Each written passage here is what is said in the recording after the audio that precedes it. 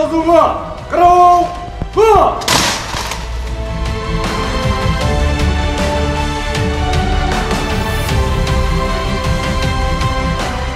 Салам аскер!